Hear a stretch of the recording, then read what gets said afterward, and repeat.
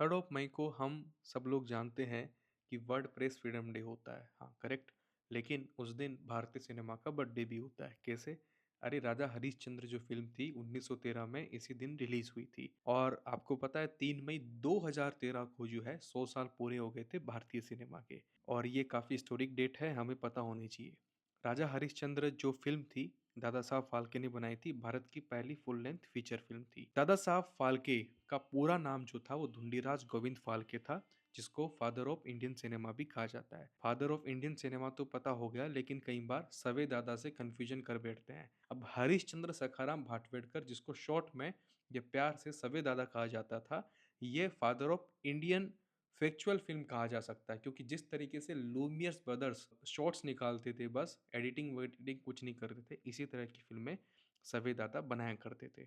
एक और कन्फ्यूजन होती है, वो ये कि 3 मई को रिलीज़ तो हुई फ़िल्म, लेकिन 21 अप्रैल को जो हुआ था वो क्या था? वो प्रीमियर था, फ़िल्म रिलीज़ नहीं हुई थी। दादा साहब फाल्के एक मल्टी टैलेंटेड पर्सनैलिटी थे। आप कह सकते हैं कि वो फ़ोटोग्राफ़र भी है, म्यूज़िशियन भी है, आर्किटेक्चर भी है, क्योंकि वो ASI archaeological survey of India के अंदर भी फ़ोटोग्राफ़र थे 1903 में। तो काफ़ी जुगाड़ू व्यक्ति भी थे और सैक्रिफ़ाइस भी अच्छा खासा किया था, चाहे वो पैसों से देखें, चाहे घरवालों के साथ देखें। उनका जो जुगाड़ूपन था, उन्होंने जो टेक्निक्स डेवलप की, उसी के बेसिस पे आगे की फ़िल्में बन पाई। हालाँकि जो भी फ़िल्में बनी वो ज़्यादातर माइथोलॉजिकल थीम की थी, चाहे वो आप राजा हरिश्चंद्र देखें, मोहिनी भस्मासुर देखें या सत्यवादी सावित्री, सारी एक ही जैसे थीम की आपको देखने को मिलेगी माइथोलॉजिकली।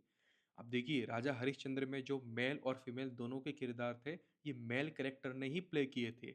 मोहिनी भस्मासुर एक ऐसी शॉर्ट फ़िल्म थी जो नवंबर 1913 में आई थी, जिसमें पहली बार जो है फीमेल एक्ट्रेस आई थी, है ना? कमलाबाई गोखले। और उसके बाद आप कह सकते हैं कि जो फ़िल्में आई वो कहीं न कहीं सारी की सारी साइलेंट फ़िल्में ही आती रही जब तक कि आलम-आरा नहीं आ जाती। अब इसमें 2 चीज़ें हो सकती है कि सर आपने 1913 लिखा है, बिल्कुल सही है। यहाँ से भी आप चाहें तो स्केल कर सकते हैं, क्योंकि 1913 से पहले जो फैक्चुअल फ़िल्में आ रही हैं, फुल लेंथ फीचर फ़िल्में नहीं है, वो है तो साइलेंट एरा ही ना, ठीक है?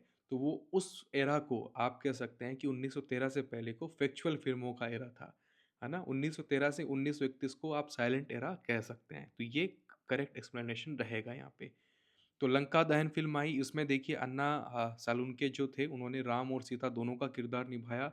और उसके बाद कालियामर्दन में देखिए साहब फाल्के की बेटी थी मंदाकिनी, उन्होंने जो है एक बाल कृष्णा का रोल जो है निभाया था। उन्होंने बहुत सी फीचर फ़िल्में भी बनाई, बहुत सी शॉर्ट फ़िल्में भी बनाई।